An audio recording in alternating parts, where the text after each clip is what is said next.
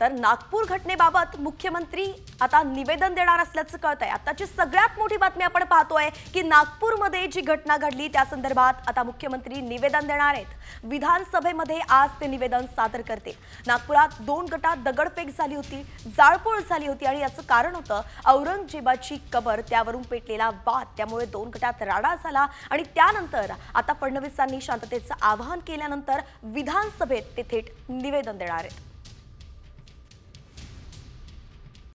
Comscore नुसार आता isakal.com आहे देशातील नंबर 1 ची मराठी न्यूज वेबसाईट। प्रत्येक अपडेटसाठी isakal.com ला नक्की भेट द्या।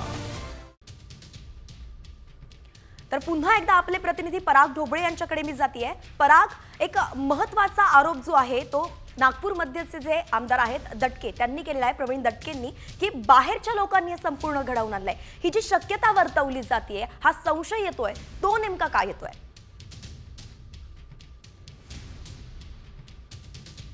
पोलिसांना जो संशय आहे, कारण की खरं तर हा अनेक वर्षांपासून या भाग आहे, कुठेही अशा पद्धतीच्या दंगली यापूर्वी घडल्या नव्हत्या। मात्र ज्या पद्धतीने काल रात्री मोठ्या प्रमाणात जो आहे अचानक आलेला जमाव होता आणि त्यांनी घोषणाबाजी केली आहे, त्यामुळे कुठेतरी संशय येत आहे। तसंच स्थानिक नागरिकांनी असा आरोप केलेला आहे की या ठिकाणी बाहेरचे लोक आले होते, त्यामुळे हा सगळा जो संशय व्यक्त होत आहे की त्यामध्ये नक्कीच जे आहे बाहेरचे लोक आले असावे असा आरोप जो आहे त्यामध्ये कुठेतरी तथ्य वाटते। त्यामुळेच पोलिसांनी हाच भाग नाहीये तर यासह इतर जे संवेदनशील भाग आहे ज्या ठिकाणातून आल्याचा पोलिसांना संशय आहे त्या ठिकाणी जे आहे संचारबंदी लागू करण्यात आली आहे। काल रात्रीची परिस्थिती किती भयानक होती मी पुन्हा एकदा तुम्हाला वैष्णवी दृश्यांमध्ये दाखवतो। माझा कॅमेरामॅन सौरभ होले जो आहे तो दाखवते आहे। या ठिकाणी जे आहे चिटणीस पार्क परिसरात जिथं खरं तर काल गोटमार झाली त्या ठिकाणी हा इतका मोठा दगड जो आहे तो कारच्या काचावर पडलेला आहे, त्यामुळे अंदाज लावू शकतो की किती मोठी गोटमार होती आणि किती मोठे गोटे जे होते ते फेकून मारण्याचा प्रयत्न झालेला आहे। अशा पद्धतीच्या फुटलेल्या 3 ते 4 कार या परिसरामध्ये आताही आहे, त्यामुळे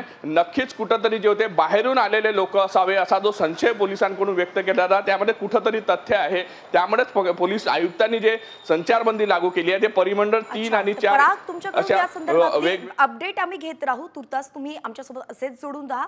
ही दृश्य आपण पाहतोय नागपुरातली संपूर्ण दृश्य काल 7:30 नंतर ही संपूर्ण परिस्थिती निर्माण झाली होती।